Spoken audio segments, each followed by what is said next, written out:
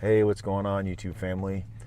Out for a little comparison flight this morning of my DJI Avata and my Geprc CineLog35 Performance.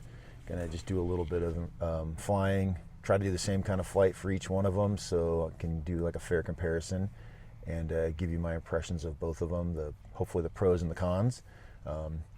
Got to say, this will probably be my last flight you'll see from me for a little bit. I'm having knee surgery in about 5 hours, so I'll probably be out of commission for flying, maybe for a week. I actually don't know. So hopefully I'll recover quick enough at least to maybe be given a drive somewhere, or I'll fly from my front porch, whatever. We'll see. Anyway, hope you enjoy the flight and a little bit of information I can give you in this comparison. Thanks. All right, so hopefully you can hear me. It's a little windy. First thing about the CineLog35 versus the Avata is the amount of power you have to use to take off. I don't think you have to throttle up so high on this thing.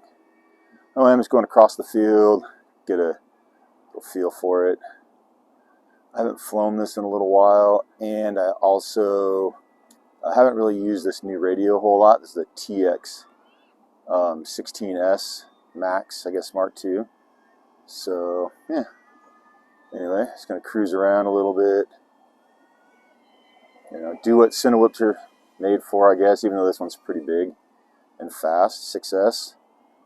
Of course, this big radio, it's super easy to fly, super easy and maneuverable. Don't know if I can get through this hole or not. I feel like with the Avata this would be a lot easier, just because it's, I don't know, it's a little smaller. Well, I made it. Hopefully I'll do this exact same flight with the other quad. That's one thing.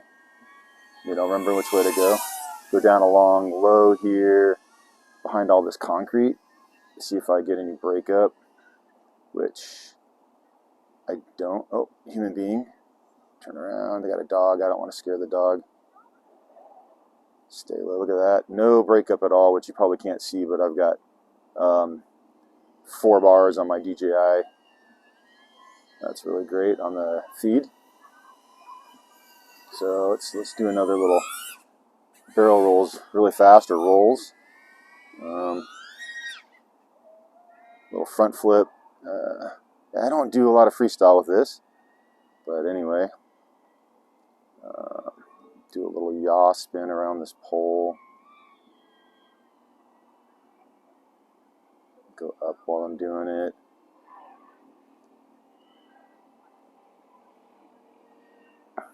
Yep, so you probably see from the footage, flies really nice. It's got tons of power, being 6S. It'll go fast. Let me open it up a little bit while I still got some battery. It's in a very big battery. Yeah, it zooms really nice and fast. Anyway, I'm going to come back in for a landing. Like I said, short flight. Super maneuverable, super fast. Although, I don't know if it's any faster than the Avata. We'll see here shortly. Oh, I wonder. Should I do it? Be slow. There's a lot of stuff hanging down. Nope. Not gonna make it. Anyway, I was gonna fly underneath this bike rack, but yeah, that's alright. Whoops. I forgot where the arm switch was on this one. Still working out this big controller. Anyway, now we're gonna get the Avata out and do that one next. Like I said, when I was flying the Geprc, I feel like you have to give it more throttle when you first take off. I could be wrong, actually. So, cruising across like I did last time. Yep. So this part, basically it feels the same, right? I'm just cruising. There's a dog over there, so I'll turn a different way. I think last time, maybe right about here. So it doesn't roll quite as fast. Not that it was bad, but it definitely wasn't as fast as the CineLog, at least not for that. Yeah, this won't be exactly the same, but I want to do kind of the same test. So now I'm flying down low here behind all this concrete. Granted, it's kind of low concrete, but still, and just like the CineLog35, I've got no breakup at all of the video. So there's no dog back here now. I'm just going to cut through there. Nice. Yep. One thing, I've flown this a few times, and actually I'm going to make a liar of myself. I've had trouble yaw spinning this, but I feel like I'm doing okay now. One thing I noticed, maybe you can hear it in my voice, is the camera, or the goggles.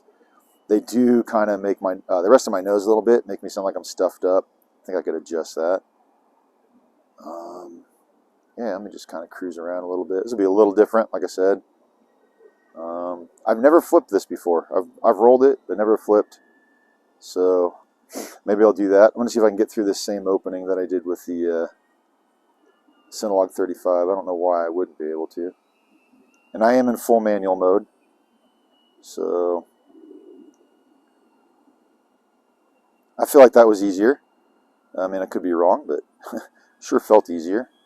And I tried to go under this with the CineLog, so we'll see.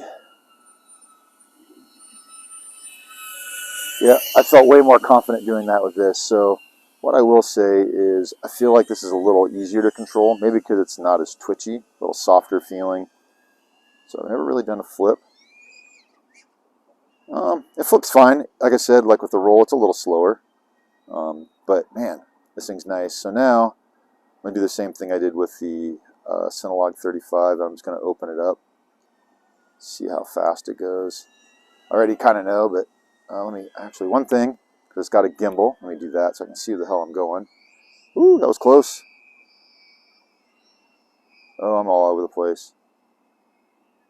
Let me try that again. That weird gimbal angle is throwing me off, I think.